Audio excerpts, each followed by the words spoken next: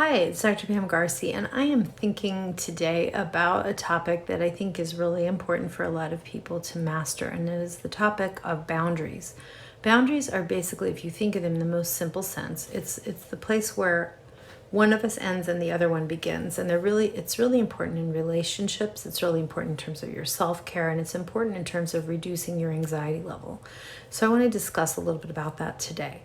So if you understand that you have a boundary, you understand, for example, you are encapsulated by your skin and you are one person. You're not connected to a different person in terms of your physical being. And so therefore you are your own person. Nobody is in your brain except you. And so you are responsible for your own thoughts, you are responsible for your own feelings, and you are responsible for your own actions. Now, that is not to say that things cannot influence you.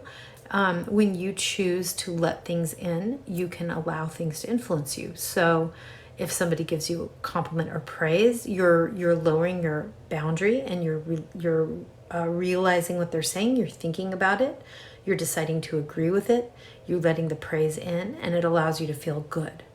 Conversely, if somebody gives you a lot of critique, you might decide that you either lower or raise your boundary. So if you lower your boundary, you take it in, you agree with it, you might decide that you need to change a behavior. But for some people, they decide that it hurts them in terms of their ego, and so they feel hurt, and then they may retract or not interact with the person, or maybe not make changes, get defensive, get angry. There are all sorts of responses that you get to choose what you're going to make, okay? In addition, you can also not let something in. You can raise your boundary up and decide that you're not going to let that information in. That may be important for you to do at times if something is not useful for you. It's harder to do because you have so many senses that are bombarding your brain with information. So it is hard to just totally, completely ignore information.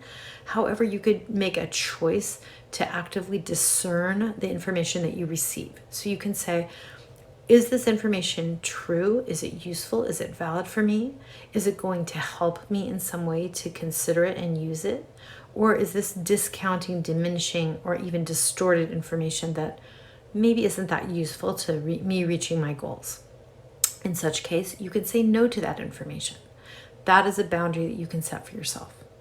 So this has to do, what we just talked about has to do with your internal boundary. And I'm going to come back and give you another video about your boundaries in terms of setting boundaries for behavior and communication.